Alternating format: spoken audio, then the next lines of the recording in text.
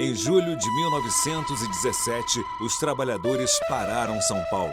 A greve geral encheu as ruas de protestos e esvaziou as fábricas de trabalhadores.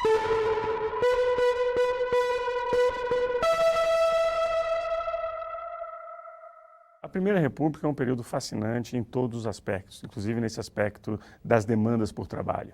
Muitas vezes nós ouvimos, é um certo senso comum, de que não havia, digamos, uma organização, que não era uma coisa muito fragmentada, mas na verdade o que nós sabemos é que desde a Constituição de 1891, movimentos sindicais e partidos políticos se organizavam para obter maiores conquistas no ponto de vista das suas relações de trabalho. O contexto da greve geral de 1917 é o contexto do conflito mundial, da Primeira Guerra Mundial. O Brasil vinha sofrendo as consequências desse conflito, porque os trabalhadores estavam sendo superexplorados para as empresas brasileiras atenderem uma certa demanda para os países europeus. E o principal elemento era a questão da carestia de vida provocada pela guerra, porque o Brasil passou a exportar os melhores produtos em grandes quantidades para a Europa, deixando aqui no Brasil os produtos de piores qualidades e num preço muito elevado. E aquele início de industrialização ali nesses primeiros 20 anos do século XX, ele repete muito o que foi o início da industrialização na Europa, né? Você tem uma jornada de trabalho excessiva, chegando até 16 horas diárias de trabalho, obviamente sem cobertura de direitos, sem previdência, sem nenhum tipo de amparo a esse trabalhador, que além de trabalhar mal, em condições péssimas, ele morava também em condições terríveis, nos cortiços, no que o seu pouco salário poderia pagar. Eles vêm majoritariamente do sul da Europa, ali da Itália, da Espanha, Portugal e um pouco ali da Alemanha. O Nicola Iso, ele é meu bisavô e ele chegou em 1901, criança com 6 anos de idade, junto com os 5 irmãos dele e os pais dele. E eles vieram fugindo da pobreza da Europa, né, do começo do século, e eles vieram para substituir a mão de obra escrava no interior de São Paulo. Eles chegaram pelo Porto de Santos e foram para o interior, já vieram com um emprego determinado para trabalhar numa fazenda. Havia um excedente muito grande em vários países europeus de trabalhadores que, na Revolução Industrial, nas transformações político-estatais, tinham meio ficado de fora. Então, para os estados europeus não era ruim exportá-los. Eu não sei, eu não imaginava que eles tinham vindo para cá fugindo de pobreza. Eu imaginava que eles tinham vindo para cá para fazer alguma coisa deles. Eu não sabia dessa história que eles vieram aqui com absolutamente nada, né? Então, isso me surpreendeu um pouco. E até em 1917 tem a migração de outro tipo de população, né, da Itália, que é a população mais rica. E eu achava que era dessa população, sabe? Que era minha família e não da outra. Para mim foi a maior descoberta, assim. E fica muito claro para eles quando estão aqui, não de forma intelectual, mas de forma, digamos, visceral. Eles estavam inseridos no mundo do trabalho. Eles tinham empregos, eles procuravam empregos, tinham dificuldade em ter boas remunerações e começam a se organizar. Nessa organização, ou seja, dentro do mundo do trabalho, qual é a organização central? O sindicato. As primeiras associações, elas são associações ainda não de caráter sindical. Paulatinamente, eles vão vendo que não basta só o socorro entre os trabalhadores e precisam lutar por pautas sindicais. E com isso nós temos a formação desses primeiros sindicatos, que as suas lideranças eram, em sua maioria, anarquistas. Esses anarquistas que vêm no bojo da imigração conseguem rapidamente se constituir líderes desses trabalhadores e vão iniciar esse movimento sindical. 18 de julho de 1917, o senador Paulo de Fronten discursa: Ser-me-á permitido dizer que considero indispensável que o governo tome medidas muito sérias em relação ao que constitui esse fermento anárquico. O operariado brasileiro, na sua grande maioria, conhece perfeitamente, como patriota que é, quais são os meios a empregar para poder, em uma situação difícil, corrigir os inconvenientes que possam haver e determinar que os poderes atendam aos reclamos que sejam justos. E eles adotam associações não por categoria, associações por bairro, né? Isso é uma inovação que eles fazem. Eles fazem as ligas de operários que vão desenvolver nos principais bairros fabris, organizando esses trabalhadores independente da categoria que eles estavam ligados. Inclusive, muitos tinham uma esperança que a República significasse também direitos sociais. E houve uma grande frustração com isso, a partir do momento que houve aquela, digamos, indefinição política da Primeira República, nos primeiros mandatos, depois houve um arranjo com a política dos governadores, e, de certo modo, a questão social não foi uma questão prioritária para a Primeira República. E aí nós temos a frase que é muito posterior, mas que resume muito bem o que é a questão social, no sentido de que a questão social é uma questão de polícia. Isso é uma frase do Washington Luiz, que, de certo modo, se aplica bem a todo esse período. Esses trabalhadores desembarcam no Brasil já com uma certa ideologia na sua bagagem. E eles já vêm imbuídos desse sentimento anarquista, já têm uma experiência, já têm contato com essa ideologia anarquista. Então, esses trabalhadores, frente a essas condições de trabalho, que eram extremamente cruéis em relação a esses trabalhadores, eles rapidamente vão buscar uma forma de organização para lutar. As greves, elas vinham ocorrendo com uma certa intensidade nesse começo do século. A partir do conflito da Primeira Guerra Mundial, essas greves ganham intensidade. E naquele ano, em particular de 1917, o cotonifício Cresp ele tem uma primeira greve em maio e esses trabalhadores voltam ao trabalho. Só que em junho, esse movimento grevista retoma no cotonifício Cresp com uma certa força. Esse movimento grevista ele vai ganhando adesão de outras fábricas em São Paulo. E vai ter um movimento curioso, né? Porque algumas fábricas, inclusive, vão parar não por uma demanda concreta daqueles trabalhadores, e sim por um movimento de solidariedade. Se a gente analisar, uma greve, ela é, digamos, a opção mais perigosa para os trabalhadores. Ela é um ato, a greve, é um ato paradoxal em si, que é que o trabalhador ele suspende o que ele tem de mais precioso, que é o que justifica a sua existência, que é a sua força de trabalho, para angariar mudanças na sua relação de trabalho. Então é um grande risco fazer uma greve.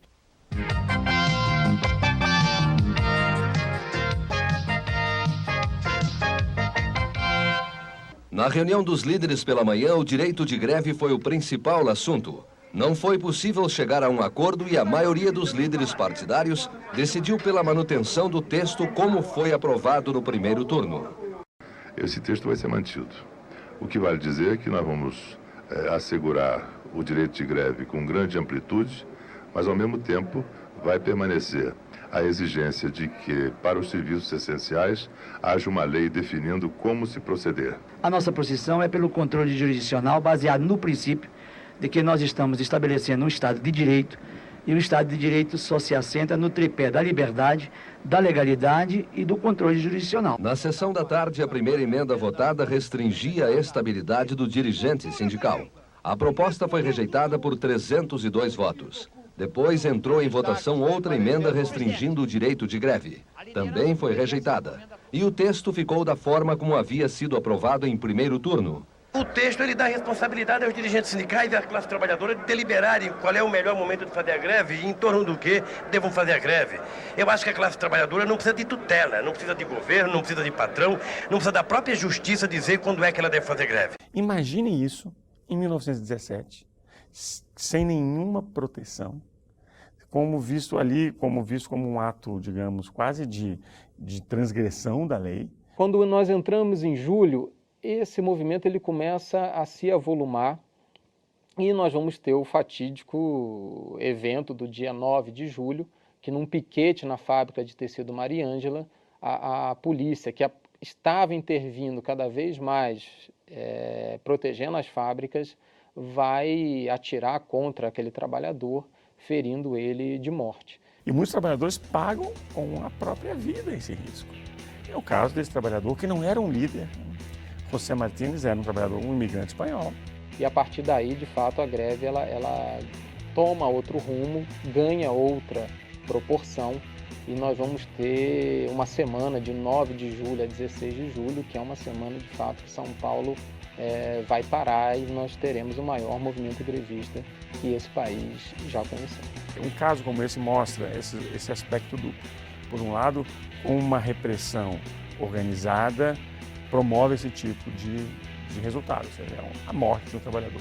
E, por outro lado, como isso acaba sendo, digamos, uma forma de identidade, de demanda pelos outros trabalhadores. –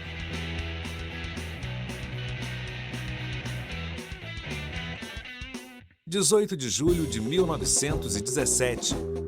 O elemento estrangeiro, que é aquele que tem tomado a parte mais ativa nesse fermento anárquico, ao contrário, não só é indesejável, mas ainda perigoso. E sendo perigoso e nocivo, está nas mãos do governo poder expulsá-lo.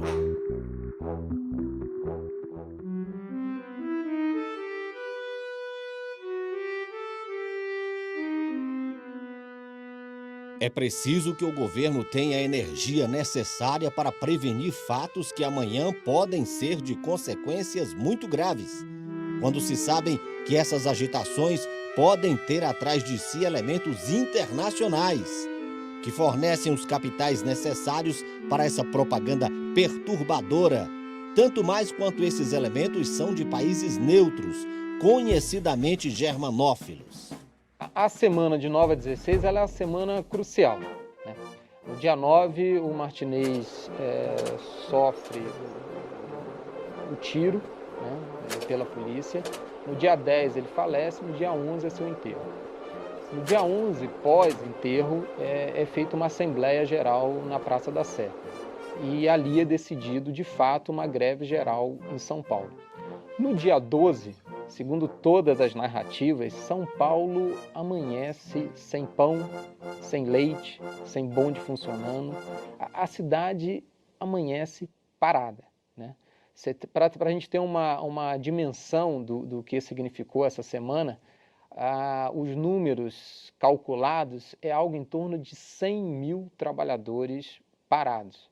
Agora, vale lembrar que São Paulo, nesse momento, tinha mais ou menos 500 mil de habitantes. Então, você vai ter 1/5 da cidade de braços cruzados nessa semana, principalmente do dia 12 ao dia 16 de julho.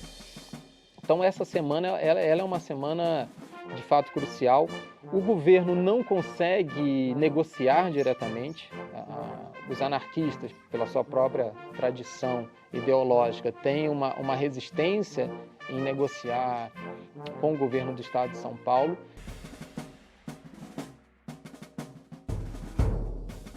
E por isso foi constituída uma comissão entre representantes dos principais jornais em circulação naquele momento. Essa comissão de jornalistas, ela faz a mediação e os trabalhadores, através do seu comitê de defesa proletária, eles apresentam 11 pontos de negociação. Esses 11 pontos giram em torno de 3 temas básicos, né? Um primeiro bloco de questões é referente ao próprio direito de greve e de associação operária. Eles queriam a manutenção do emprego dos grevistas, a liberdade dos grevistas que estavam presos e o direito de associação em seus sindicatos. Uma segunda questão é relacionada aos direitos trabalhistas, aumento na hora extra, pagamento em dia, proibição do trabalho noturno para menores. Você tem alguns pontos ali referentes à questão trabalhista propriamente dita. E o terceiro ponto em relação à carestia. Eles querem que o governo adote medidas para combater o mercado negro, combater o desabastecimento, para que esses trabalhadores consigam se alimentar. No dia 16, há uma reunião que os trabalhadores fazem um primeiro acordo, com a expectativa que esses patrões, de fato, cumprissem o acordo assinado. Essa expectativa nós veremos depois que ela será frustrada. Nem todos os patrões vão se comprometer com o acordo assinado. É óbvio que muitos trabalhadores, talvez muitos líderes sindicais, tivessem uma ideia política muito avançada de que aquele sistema era totalmente injusto. Talvez muitos já tinham a consciência de que toda a Primeira República era um arranjo voltado a evitar a participação política e evitar a distribuição de renda, manter uma desigualdade, manter uma sociedade elitizada. Mas, ao mesmo tempo, ele é um líder de uma determinada quantidade de trabalhadores que precisam ter um salário melhor. A resposta do governo federal foi estacionar tropas na divisa com São Paulo e nós tínhamos 3 navios em Santos preparados para atacar caso o movimento continuasse.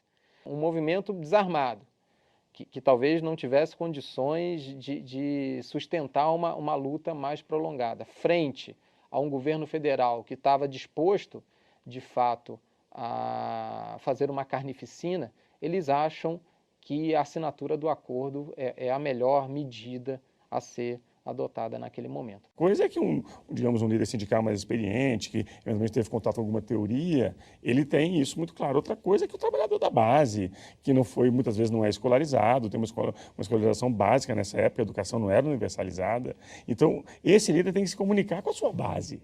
Ele tem que falar para o seu trabalhador, para o operário que está lá na ponta, olha, você está sendo lesado. Olha, isso aqui é injusto. E essa mensagem, ela tem que ser uma mensagem concreta, ela tem que se comunicar com uma situação da vida. Não tem, o preço do pão está caro, não consigo comprar farinha, não consigo comprar café, não consigo botar comida na mesa da minha família. Os trabalhadores assinam um acordo, voltam ao trabalho. Esses patrões, em sua maioria, não cumprem o acordo. E o movimento fica, obviamente, insatisfeito em relação ao não cumprimento. Os anarquistas vão tentar organizar novamente outros movimentos nos anos subsequentes. Então, o que aconteceu em 17? Eles conseguiram, aqueles entes todos, e são sindicatos que muitos interligados, muitos dispersos, conseguem se concentrar, no sentido assim, de reivindicarmos juntos num determinado momento, nos dá mais força. Os trabalhadores vão amadurecer a ideia de que era preciso o surgimento de um partido político que desse uma organicidade à classe trabalhadora e tivesse um projeto de poder por trás dessa classe trabalhadora. As principais lideranças que fundam o Partido Comunista do Brasil, a primeira tentativa em 1919, e depois, em 1922, são ex-anarquistas, né?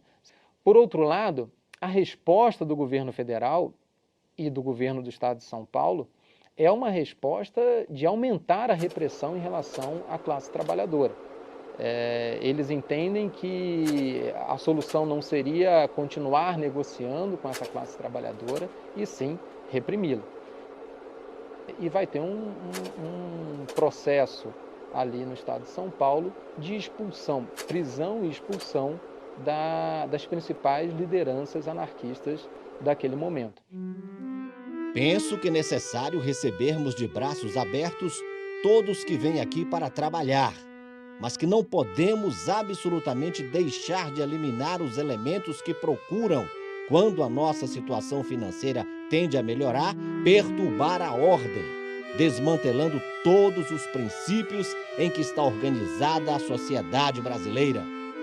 Basta que se chame a atenção dessa gente para isto. O lema inscrito na nossa bandeira é ordem e progresso. E se eles não querem submeter-se ao que ali está estatuído, não venham para cá. O discurso está transcrito no Diário do Congresso Nacional. A semana de 9 a 16 de julho, ela entra para a história brasileira como a primeira vez, e talvez até hoje difícil de se repetir, que os trabalhadores brasileiros, em particular da cidade de São Paulo, conseguem de fato fazer um movimento que tem uma adesão inigualável para a história brasileira até os dias atuais.